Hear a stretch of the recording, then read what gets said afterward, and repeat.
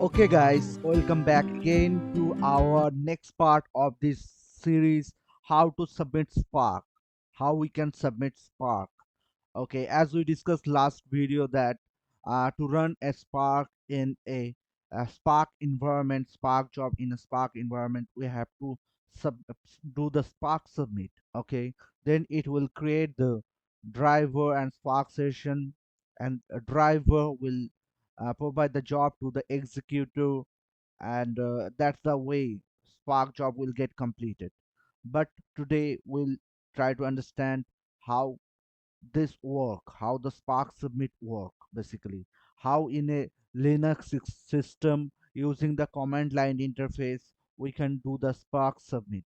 Okay, if you have used the Linux system or command line interface in your career, it will be easier to understand how we are doing the Spark submit. Okay, so I'll today I am going to explain you the importance thing which will we need to must understand before doing any Spark submit. Those things I have marked in green, the yellow marked configurations as secondary thing which you must know before doing the Spark submit, what it do. Okay, so let's start. So yeah, so last day we have discussed about yarn, I mean master, how to submit master.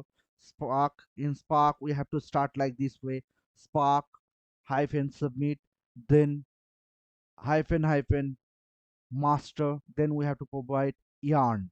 Yarn is basically we use for production environment. So basically yarn is our cluster manager or resource manager, whatever you want to say. Okay, then deploy mode. Okay, deploy mode we have discussed already in our last video, part 1, uh, about the deploy mode. It should be cluster or client mode. I have discussed this in video number 20. Please go ahead and understand that how it's work. This is very important thing. Next is name. So name, you can provide a application name. This depend on the job you are doing or your project currently, the pipeline you are preparing. Based on that you can provide a name to the Spark submit or this Spark application. Okay, let's go to then here driver memory. Okay, driver configuration is next. So driver memory, what it will do, you know how driver worked in video 2. You have must have understand and learned the architecture of Spark there. The role of the driver work as a project manager who assign the work to the executors. I have explained that. So it is, you can consider is it is a system or computer, you can say. Okay, which will be responsible to assign the jobs to different executors and make that work and complete the task. Okay, it will be the responsible person, you can say. Okay, so it must need some memory allocation, I mean RAM allocation, some storage, and some cores. Okay, so we have to decide. Suppose we have a job, suppose 100 GB of data. Out of that, how much RAM, how much executor we are creating. Suppose we are creating 4 executor or 5 executor, 25 GB each, or maybe 30 GB each. And then we have a driver. We have decided to provide driver another 30 GB memory. Okay, in that case, or maybe some cores, 5 cores. Okay, we can provide the driver. So here we have to mention the driver memory. So memory for the driver process. So suppose for example here we can mention as driver memory 4 GB for example. Okay, so then driver core, what we need to mention in the driver course: number of core a driver should have. Okay, here just I have provided the basic examples, but if you are working on a big job there, maybe you will need more resources than this. Maybe you will need more RAM than 4 GB, or more cores than 2 cores. Okay, uh, okay, then here it's come executor memory. Okay, executor memory, is basically what, suppose we have workers, right? So workers also need some power, some configurations to complete a task, right? So we have to allocate the RAM to executor because they are the main person who will complete the work, right? So they need bigger resources. I mean, here you can see I have assigned the driver 4 GB memory. Here I have assigned the executor 8 GB memory. Here each driver I have assigned 2 cores. Here each executor I have assigned 4 cores. Okay, uh, and I am taking number of executor 10. Remember guys, your driver will be one only. Okay, and it will have 4 GB RAM, 2 cores, maybe it can have. But executor, the big job you have, the number of executor will be more in that case. Okay, and the resources will be high in that case. Okay, here number of executor, here total number of executor you want to have for your job. Like here I mentioned 10. Someone can have 5, someone can have 40. So it doesn't, I mean, as per your requirement, you have to calculate. In our future video, we will definitely discuss how to allocate these memories. I mean, how to calculate the allocation of this memory, for how much data, how much resources we should create, how much executors we should create, how much core or RAMs we should assign. We'll learn that calculation also in the future.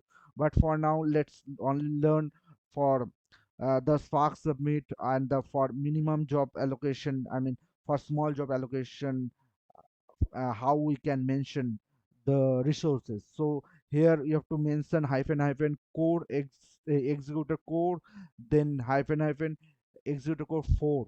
This is the number. So you have I have already told you that this is the way you are going to submit your Spark. So like this, driver memory 4 GB hyphen hyphen driver core 2 hyphen hyphen, then executor memory 8 GB. This character this character just a symbol for line skipping, so you can ignore this last character in it.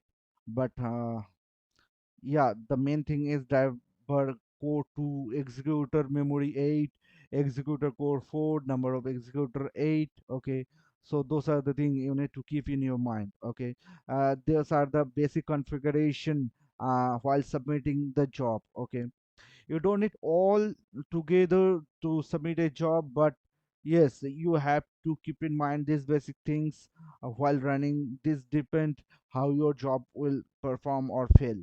Okay, so next green is files. So suppose you have some additional files, some configuration file which you want to submit with your Spark, right? Suppose you have prepared a variable file separately. Okay, or maybe another file like configuration file separately. Here you can mention the file like hyphen hyphen file, then the space, then file name. Okay, then jar. Okay, so jar is basically, suppose you want to mention some jar files there. Okay, to connect with the, suppose you are trying to connect with Snowflake. Okay, then you have to paste in a location the Snowflake jar or ODC driver or something like that. Okay, and then you have to paste the location here, the location where you have put all the jars. You have to mention this location with this hyphen hyphen jar space the location. Okay, this is the way basically Spark use the jar. Okay, so this was the today's video, this was the discussion. Don't get confused because here this line is responsible for configuration option, and this is just a description how what it do, and it is example how it do. Okay, how I need to specify, and this is a code written example. Okay, you don't have to give all the options available here.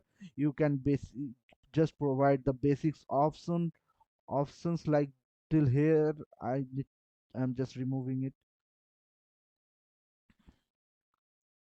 Okay, so